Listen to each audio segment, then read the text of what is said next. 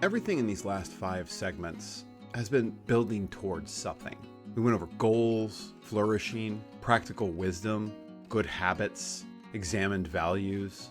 This episode is about what happens when the building just isn't enough. When the habits that you've formed turned out to have a gaping hole in them. When your practical wisdom misreads a situation. When you do everything reasonably well and something still goes badly wrong. Aristotle thought about failure as a part of the good life, not as the opposite of it. Failure is inevitable, maybe even necessary. He thought about the best way to learn from failure, and that it wasn't always to experience it for yourself. Sometimes you could learn it from watching someone else go through it. And that is what tragedy is for, according to Aristotle. So this episode is about what failure actually teaches and why Aristotle thought it was worth studying. Welcome back to American Socrates. I'm Matt Rupert. The Greek word hamartia is usually translated as a tragic flaw. But that translation, I think, is a bit misleading in a specific way. Flaw sort of suggests a character defect, a moral failing or weakness, something bad in the person that eventually brings them to a bad end. Achilles has his hubris, his vanity, his arrogance. Eventually, those are going to cost him his life. But that is not quite what I think Aristotle means by hamartia. Hamartia, I think, is better understood as an error in judgment. A mistake made by a person who's not necessarily flawed, not necessarily villainous or stupid or fundamentally defective in some important way, but who got something importantly wrong. The tragic hero is typically a person who has genuine qualities. They're capable, they're admirable, often excellent by many measures. But they've made a specific type of error that sets into motion a sequence of events which they cannot themselves reverse, try as they might. The distinction here seems like I'm sort of splitting hairs, but I think it matters because it changes what failure is ultimately about.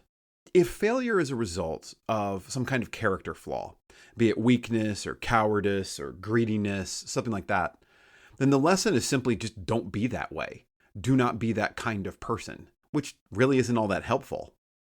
But if failure is the result of an error in judgment by a genuinely capable person, the lesson is considerably more uncomfortable.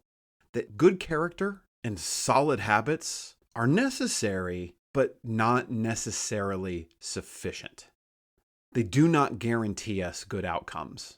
They do not make you immune to specific kinds of errors. They reduce the probability of certain kinds of failure, but they don't completely eliminate it. Fate, it seems, still has a hand to play, no matter how hard you or your family or your community or your society try to steel themselves against it. This is a harder truth, I think, to reconcile than the flaw model that we typically think of. But I do believe it is more honest, and I think it's actually more useful to us. Like I said, when we're operating with the flaw model, it just seems like there's nothing we can do about it. A person who believes that good character is sufficient protection against serious failure is not going to be adequately prepared for the situations that will eventually put that belief to the test. In his Poetics, Aristotle describes tragedy as a form that produces catharsis. A word, again, usually translated as purging or a purification of emotion, specifically the emotions of pity and fear. We can empathize with someone we pity or experience their fear with them, and through this process, we can release the power of our own feelings. There is a relief effect here then, but it's more complex than just saying, well, I dissipated this and now it's gone. The audience watches a capable person make a serious error and then suffer some kind of serious consequences. They might feel pity for the person because the suffering is disproportionate to the error, let's say, or because the person is recognizable as human and rather capable, rather than being like a stereotype of wickedness or something like that. We might feel fear because the error is a kind of error that we ourselves are likely to make because it's so human, and we too are human. The catharsis then is not just emotional relief. It's something that's kind of educational. The audience has experienced, at a safe remove, the same emotional and moral reality of a specific kind of failure. They have exercised their judgment, assessing what the character did right or did wrong. When the error occurred then, and whether it could have been avoided, what they themselves would have done differently. They've been through the failure then with the character, even though they didn't have to pay the full costs of those actions. This connects directly to the eudaimonia idea, the contemplative engagement with fictional problems, the reason we pay to watch people we've never met navigate certain crises that don't actually affect us. What we're doing there is a genuine moral and practical work. We're forming our habits by trying to understand what is going on in these stories, how we would have gone through it, what choices we would have made. Tragedy, in particular, is designed to develop the audience's capacity to recognize those specific errors, the ones that bring capable people down. It's a laboratory, I think, for failure that runs at incredibly low costs. You might have a disquiet inside of yourself for a few hours after the show has run its course. But the reality is this didn't actually happen to you. You might not have lost a child like the character in the story does, but you do get to sample at least a little bit of what that's like, and that helps prepare you for the tragedies that you will actually encounter in life. So the practical implication then is that these stories are to be taken seriously, even though they're fiction, even though they're not real. The ones you engage with, rather than just sort of passively consume like a spectator, are part of your moral formation. They're part of the habit that builds your character. Aristotle would not be surprised at all that people find certain kinds of stories more useful than others, or that the stories that stay with you the longest tend to be the ones that got something importantly true about failure and its causes. So if hamartia is an error in judgment rather than a character defect, it probably would be worth our time then to be specific about the kinds of errors that capable people are actually prone to committing. Aristotle does not provide a taxonomy, but his examples and some of his broader ethical framework does point us towards several patterns that I think we can name. The first one is something like overextension of a genuine strength. The most common form of hamartia in Aristotle's tragedies is not a weakness, but a strength that's just simply gone too far. Oedipus's relentless drive to know the truth, which is a genuine intellectual virtue, is precisely what brings him to a bad end. He can't stop pursuing the answer, even when every signal suggests he should. The strength here is real, but the failure to recognize when it has become the wrong tool for that particular situation is where he commits his error. This pattern is recognizable outside of drama as well. The decisive leader who cannot shift to consultation when the situation calls for it. The careful planner who can't act on incomplete information when delay becomes, say, its own risk. In each of these cases, what we start with is a genuine virtue, a decisiveness, a carefulness, and we extend it into a realm where it just goes too far, in a context where it produces the wrong kind of result. This person did not become defective. Their excellent quality simply ran past its natural boundary. A second thing that comes up with this idea of hamartia is misreading a situation. Practical wisdom requires accurate perceptions of what our situation really is, what our self really is, what our strengths are, what our weaknesses are. We need to understand who's involved. We need to understand what ultimately is at stake. We also need to understand what the likely consequences of any various responses from us are going to be.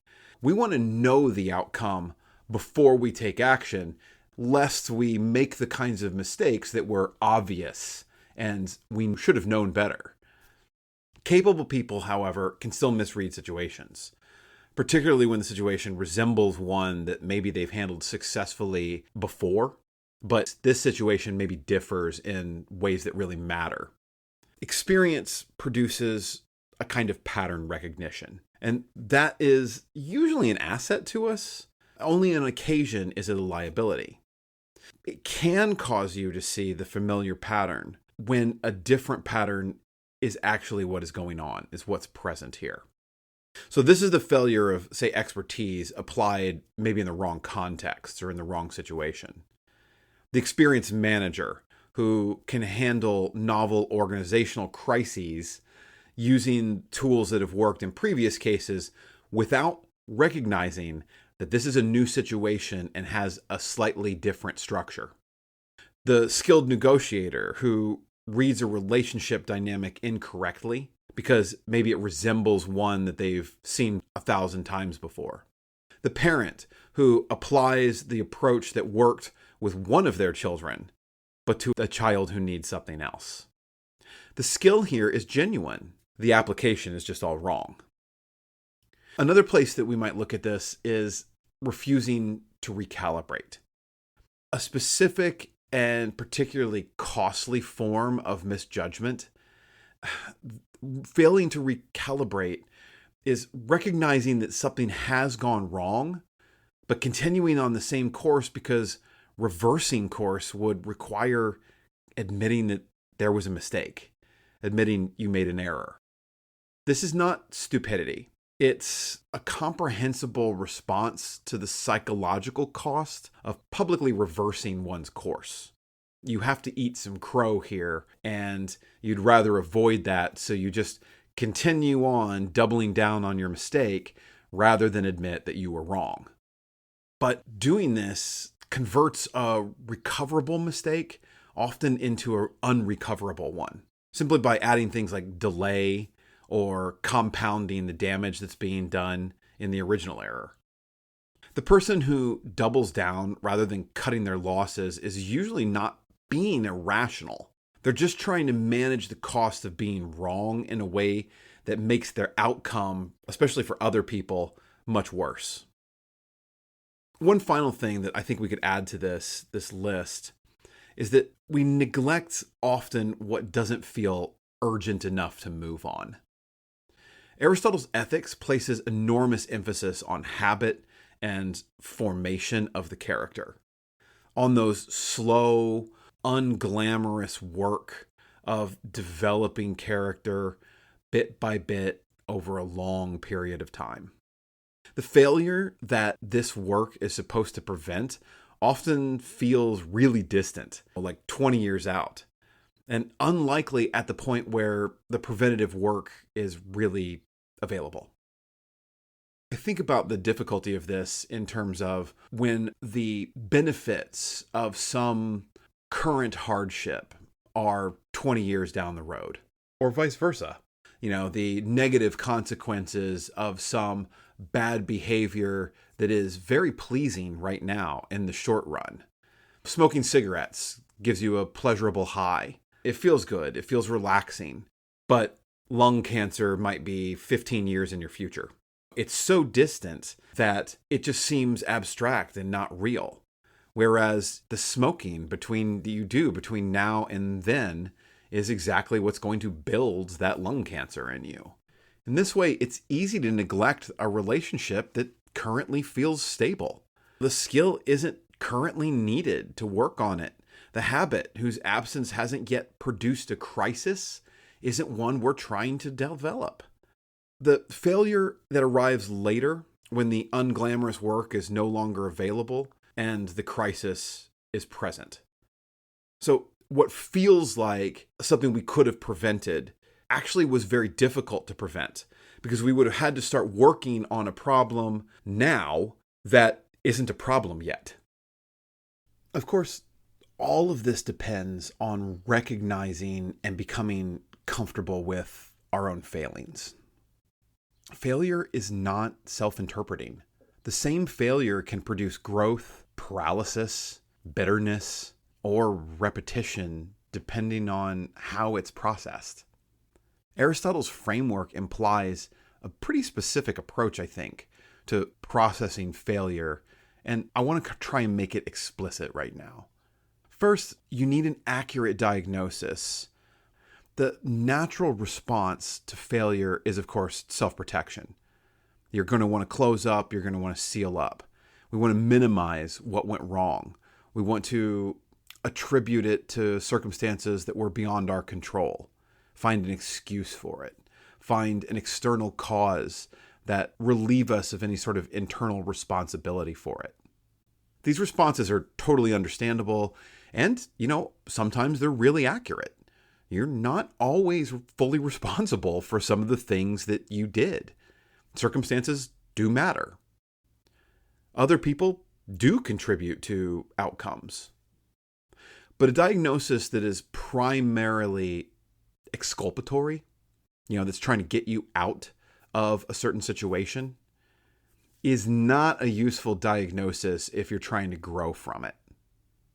It doesn't tell you what you could have done differently because it locates all of the causes outside of yourself. You were just a hapless victim of circumstances. So accurate diagnosis is going to require asking some pretty hard questions like, what did I really do here? What did I fail to do? What did I fail to see that contributed to this outcome? You're not doing this as a form of self-punishment or taking on the blame that you don't actually deserve or even blame that you do deserve. That's also equally useless because that's going to get us to focus on how bad you feel rather than on what happened and why did it happen. When we look for genuine inquiry into an error, we want to be aimed at understanding it clearly enough that you can recognize the pattern of it if it ever approaches you again. You can see, like, when this stimulus shows up, I react this way. And knowing that about yourself, you can start to take action to form a different habit to react differently under that same situation. The second thing that I think we want to look at here is we need to distinguish between recoverable and unrecoverable failures. Not all failures really have that same sort of structure. Sometimes we fail in ways that are genuinely unrecoverable. The relationship explodes. An opportunity is completely missed. It's gone now. The consequence of a certain action is permanent and can't be taken back. Other failures, however, are somewhat recoverable. At least maybe in the immediate aftermath. One of the practical skills failure develops over time is the ability to distinguish between these two categories pretty accurately. To neither deny the permanence of what cannot be undone, nor to treat as permanent what is actually recoverable. I think Aristotle's tragic heroes tend to face genuinely unrecoverable failures. When he talks about these characters, like that's mostly what's happening. They're facing life and death situations. And that, of course, is part of what makes them all tragic. But most real life failures are not tragic in that sense. They're serious and sometimes very costly and genuinely painful, but they're not as often so final. Treating recoverable failures as unrecoverable, giving up, withdrawing, concluding that the capacity that failed is simply absent. You'll never get any better. You'll never improve. You'll never grow. Is one of the most common and probably most costly errors in our processing of what failure can do for us. The third thing I want to look at is the idea of extracting specific lessons and not general ones. Failure tends to produce pretty general conclusions. I'm just not good at this. I shouldn't trust people. I always make this kind of mistake. General conclusions are almost never accurate and are usually not actionable. They're not specific enough. The specific lesson in the situation with this kind of pressure, I tend to misread signals in a particular way or something like that. is accurate and more actionable. It gives you something to attend to the next time a similar situation approaches. If you look out for this, you're more likely to make the correct answer. Fourth thing that we should look at here is how to maintain a forward-looking orientation and not focus too heavily on the past.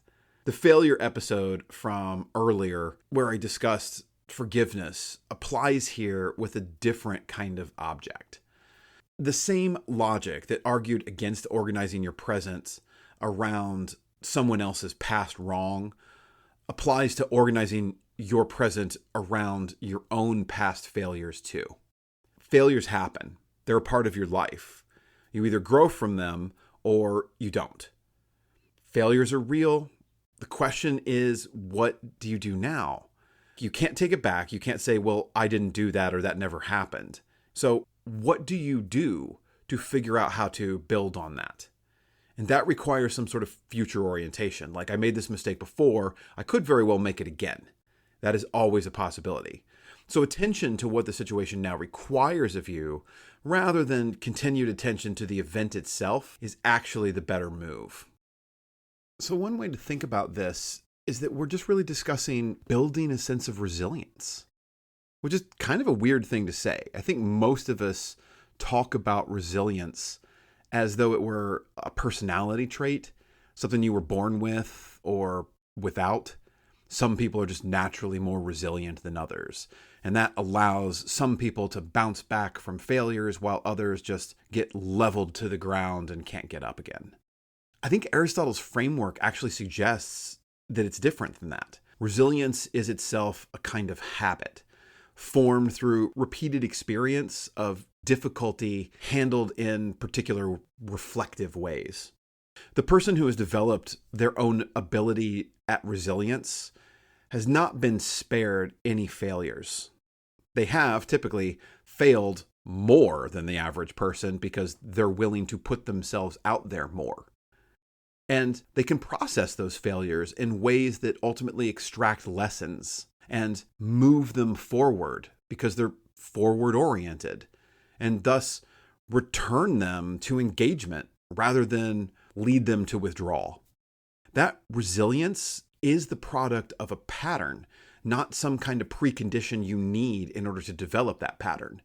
It's not something that, is either inherent inside of you or not. It's just a matter of doing it over and over again, seeking failure, looking for failure, not being afraid of being cut down. I think this matters because it changes the practical question we're really trying to get at here. If resilience is a trait, you either have it or you really don't. And there isn't much to be done if that's the way it is. The ball, again, is not in your hands, so there's not much you can do at the moment except stand there. But if resilience is a habit, it's formed through practice then, specifically through the practice of engaging with difficulty rather than avoiding difficulty, and of processing failure in ways that we've already talked about, rather than in some sort of self-protective way that just feels easier in the short term. That does put the ball back in your hand. That does allow you to make certain decisions and take certain actions that could be growth-oriented. Finally, there's the role of an appropriate kind of challenge to us. Aristotle's account of virtue development implies that character forms most effectively when the challenges encountered are difficult enough to require genuine effort, but not so overwhelming that they produce only failure without any possibility for success. This applies to resilience development as much as it does to any other virtue. A person who has never faced real difficulty has not had the opportunity to develop resilience. A person who has only faced crushing, unrecoverable failures without any experience of handling difficulty successfully might develop something closer to despair, helplessness, rather than resilience. The formation of resilience requires a range then of failures, some costly, some recoverable, some handled well, some handled poorly, and then we examine them. what the resilient person looks like from the inside is a little different. They're not someone who doesn't feel the failure. That's not what it means to be resilient. That's, maybe a numbness or some kind of denial of failure, but that's not what it means to be resilient. They know that they failed. The resilient person feels the failure. They take it seriously. They own it. They extract a lesson from it, and then they return to engagement. The feeling doesn't bypass them. It does pass through them, though, without becoming permanent. This is not a matter of shame. It is a matter of ownership and then moving forward. So this forward orientation is a settled confidence, maybe.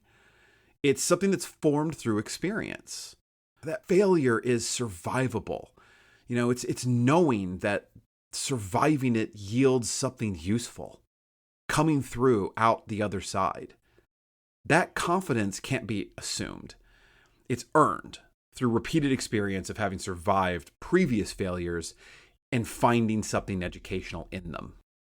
So to close out here, he ends the Nicomachean Ethics by turning towards politics, towards the question of what kind of community is ultimately going to make the good life possible. This season, we've been looking at that arc, but somewhat in reverse. We've been starting with community and its formation of the individual, and I'm sort of bringing part of this conversation to a close here, with the individual in the most private and testing of circumstances, facing what went wrong with them individually and then deciding what to do about that. Tragedy, for Aristotle, is not pessimism. It's realism about the full range of what a human life contains, combining the conviction that facing that range honestly, with your capacities fully engaged, your judgment as accurate as you can make it, your habits maybe as well formed as you could possibly make them, is itself a kind of flourishing. It's a kind of brilliance about being the best human you can be. The tragic hero falls, but the audience learns. The learning is the point. Your failures are not the interpretations of your life. They are not part of its content, part of what shapes you, part of what tests what you've built, part of what teaches you things that's what success is. By its nature, it can't do that. The question is not whether successes or failures will come. They will. The question is whether you're developing right now, in the ordinary texture of your everyday life, the kinds of habits and judgments that, and even maybe the examined goals that will allow you to meet those failures and successes as a person rather than be met by them as a circumstance. So my final question for this episode is, how do you respond to failure? Do you let it generally crush you? Or do you try to mine out of it something useful, some nugget of self-reflection that you can own and say, hey, this was me, and here's what I can do about it, and this is how I'm going to move forward, and this won't be a problem for me from here on out.